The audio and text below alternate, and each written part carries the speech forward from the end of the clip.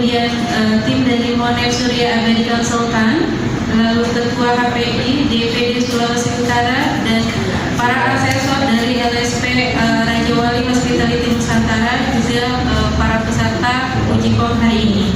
Sebelum acara kami mulai, marilah kita semua menyanyikan lagu Indonesia Raya. Untuk hadirin dipersilakan.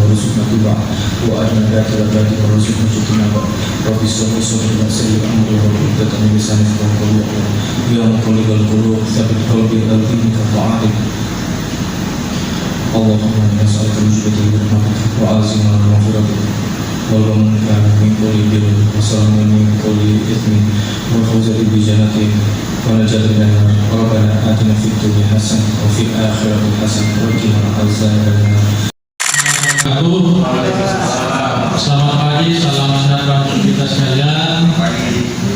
Om Swastiastu, Namo Buddhaya, salam kebajikan untuk kita semua. Sebelum saya lanjut, Bapak Bupati bersama Pak Wakil dan Pak Sekda mohon maaf karena hari ini ada acara rapat paripurna DPRD tentang pertanggungjawaban APBD tahun 2022. Karena saya diperintahkan untuk mewakili sekaligus leading sektor pariwisata di Kabupaten Kolak.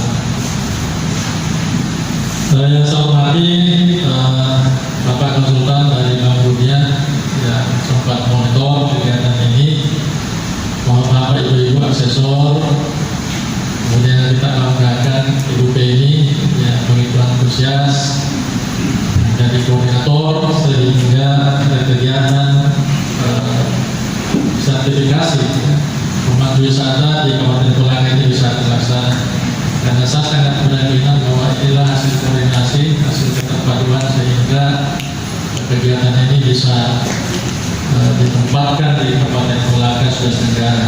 Sekali lagi terima kasih kepada semua kita, Kementerian Pariwisata Ikra, teman-teman dari konsultan Bank Dunia, kemudian asesor dan seluruh peserta yang hadir. Kita masih diberikan kesehatan, kekuatan dalam rangka kita bersama-sama insyaallah selama 2 hari ini untuk mengikuti kegiatan sertifikasi yang sangat langka ya, diadakan di Kabupaten Kolaka.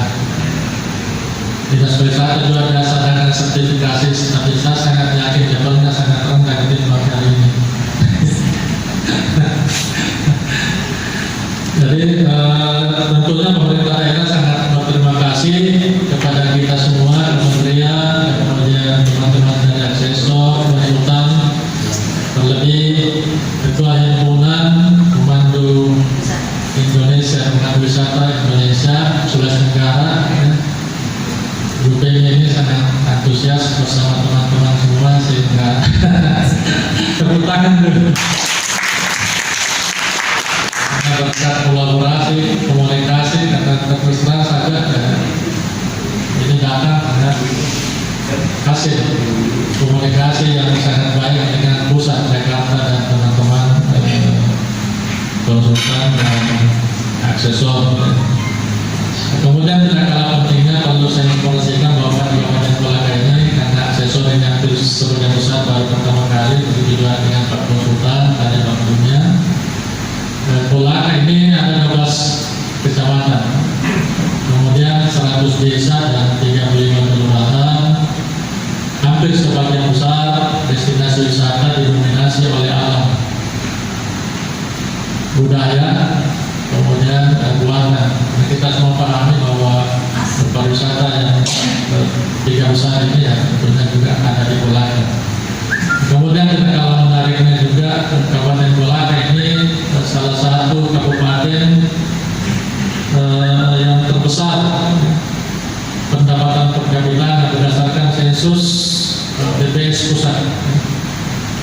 Tahun 2022 Kabupaten Kolaka berada di urutan pertama dengan 17 kabupaten. Pendapatan per kapita itu kurang lebih 117 juta per tahun. Urutan ketiga di Pulau Sulawesi. Setelah Morowali, pendapatan per kapitanya Morowali itu kurang lebih 300 juta per kapita. Per kapita ini kita semua paham itu per orang. Dari bayi baru lahir itu sudah mendapatkan pendapatan kurang lebih 300 juta. Dan jalurnya kita tidak paham, untungnya UB ini peduli memanggil aksesor bahwa kita tempatkan di Kolaka. Tepuk tangan lagi. Asik dan teman-teman aksesor yang lain. Selamat morning Pak Faisal, salam kenal Pak Faisal. Selamat datang di Kolaka. Juga teman-teman calon asesi skema tour guide. Terima kasih atas waktu dan kesempatannya untuk bisa mengikuti kegiatan ini. Tidak akan banyak yang akan disampaikan. Kami dari Himpunan Prawisata Indonesia Sulawesi Tenggara mengucapkan banyak terima kasih atas respon, khususnya respon dari teman-teman Kolaka, khususnya Dinas Pariwisata, sehingga pelaksanaan kegiatan hari ini bisa terlaksana. Dan insya Allah akan lancar sampai besok. Kalau koordinasinya dari Dinas Pariwisata Kolaka pun tidak respon bagus, saya rasa kegiatan hari ini pun tidak akan bisa terlaksana dengan baik. Tepuk tangan ini. Jadi apa yang disampaikan Pak Kadis tadi bahwa tenaga SDM itu kenapa diberikan gratis? Ya memang pasti tujuannya ada. Khususnya memang nanti kalau di Kota Bogor sendiri akan keluar perda. Perda itu mencakup bahwa seluruh kegiatan destinasi wisata baik hotel dan restoran itu harus 70% bersertifikasi BNSP, dan itu akan berlaku di setiap kota kabupaten. Yang kami hormati Bapak Kadis, Bapak Dirjen, yang kami hormati Bu Dewi, Ketua DPD HPI Sultra, dan Pak Faisal, selamat kenal.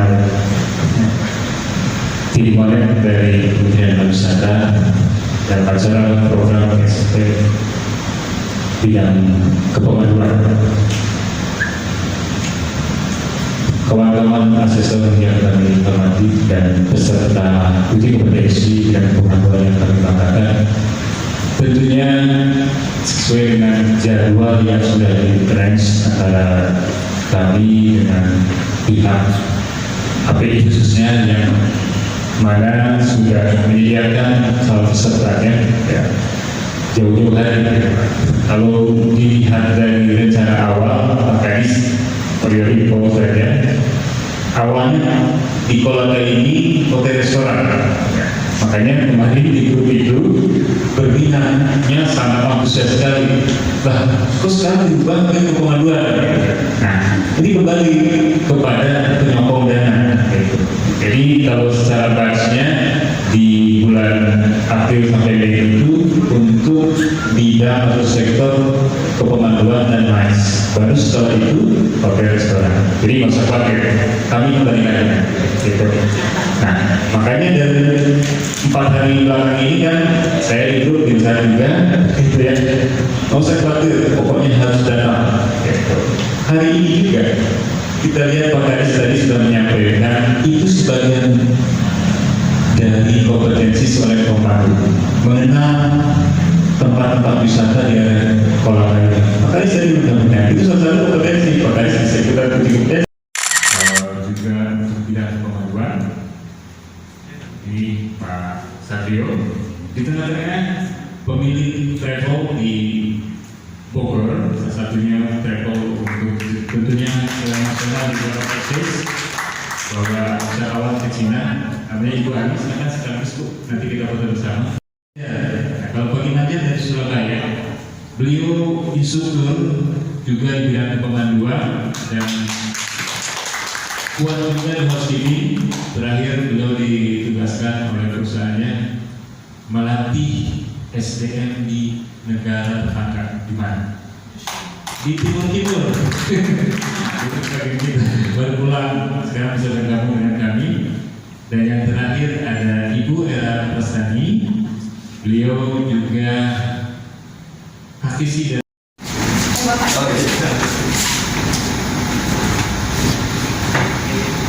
Oke. 1, 2, 3. Ya. Oke. Saya gampang Pak, yang namanya apa? 1, 2, 3. Saya kasih dah. Oh ya, Ibu. Saya kasih dah. Oh, Patria. Oh ya. Oke. 1, 2, 3.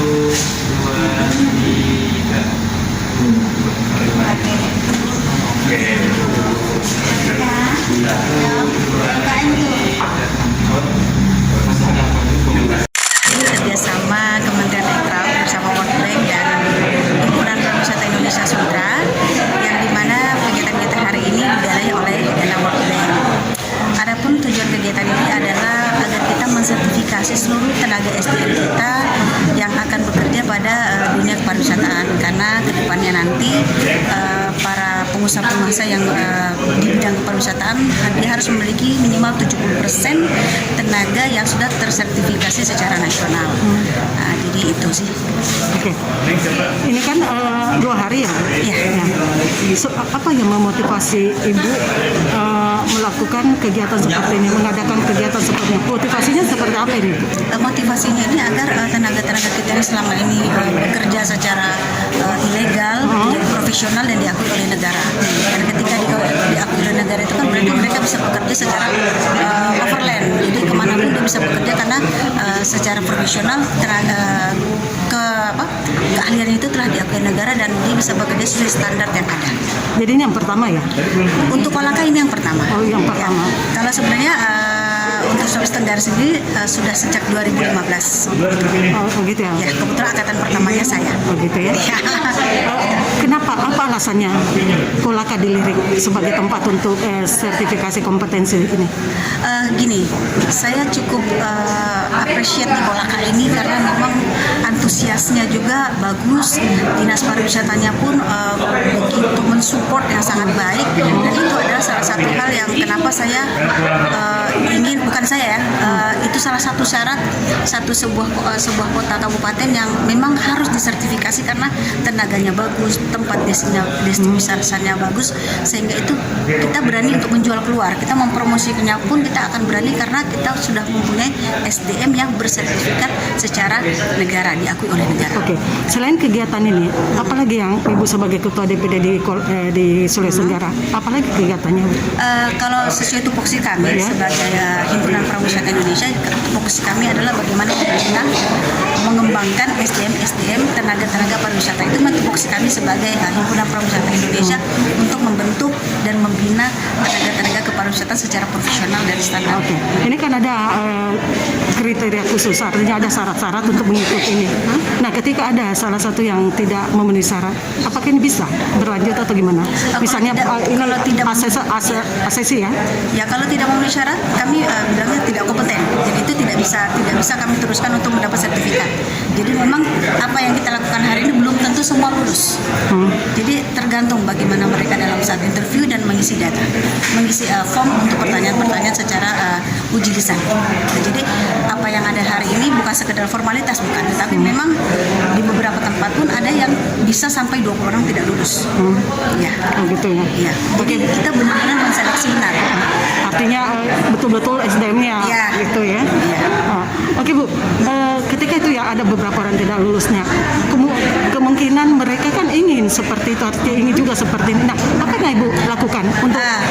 Ya, pertanyaannya bagus. Ya. Jadi yang kami lakukan adalah membina kembali, memberi pengarahan kembali dan bekerja sama dengan dispar kota tersebut untuk memberikan kembali pelatihan-pelatihan. Karena kan sertifikasi ini diadakan setiap 2 tahun atau 3, baik itu secara mandiri ataupun secara gratis. Jadi kalau mandiri itu mungkin bekerja sama dengan dinas, dengan pembiayaan daerah itu pun bisa dilakukan.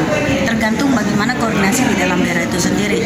Kebetulan ini lagi ada gratis, jadi memang kita push untuk bagaimana teman-teman ini kita sertifikasi dengan baik. Tetapi bukan berarti secara formalitas, ini memang betul-betul kompetensinya, keahliannya kita uji. Dari World Bank. Iya. Oh gitu ya. Ya, itu adalah World Bank. Gitu.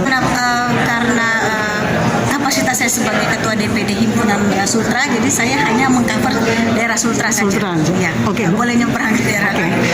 Antusiasnya saya sangat senang, bahagia sekali. Makanya untuk kedepannya masih ada 2 sertifikasi yang insya Allah DPD Himpunan Prawisata Indonesia akan support kembali, yaitu hotel, restoran, dan UMKM dan spa. Antusiasnya begitu bagus. Oke. Mungkin ada yang perlu disampaikan Bu untuk teman-teman kita yang akan mengikuti jejaknya seperti kita, seperti apa pesan dan kesannya? Pesannya adalah banyak belajar, banyak mengikuti pelatihan-pelatihan yang dilakukan oleh Dinas Pariwisata khususnya, karena itu akan menjadikan penilaian tersendiri untuk mengikuti sertifikasi. Kesan-kesan saya bahwa semoga Kolaka bisa lebih baik lagi dengan banyaknya tenaga SDM pariwisata yang lebih profesional dan bisa diakui negara. Kolaka seperti apa di mata Ibu sebagai ketua DPD dengan wisatanya ini? Dibanding daerah lain ya, lebih terkait bisa lebih dia lebih antusias lah. Bukan berarti yang lain tidak antusias, tetapi ini lebih antusias dan lebih penerimaannya lebih cepat untuk mengkolaborasi dengan apa yang kami inginkan. Kolaka luar biasa, terutama yang unik yang dia terbentuk secara natural, secara alam, itu hampir tidak ditemui di tempat lain. Dia punya spesifik sendiri. Kalau kayak di Buting kan dia dengan 2 air. Kalau di sini banyak dengan yang unik. Dia bukan dia lebih unik, dia lebih unik dibanding tempat lain. Tempat lain ada juga tapi tidak lebih unik ya. Masing-masing daerah untuk Sultra ini mempunyai ciri khas masing-masing. Oke. Harapan ke depan Bu? Harapannya semoga pariwisata khususnya Sultra lebih maju lagi, SDM-nya bisa tersertifikasi lagi agar kita bisa mencapai 3.000 SDM yang bisa kita sertifikasi. Itu target ya Bu? Target 2023? 2023 sampai akhir tahun, insya Allah. Terima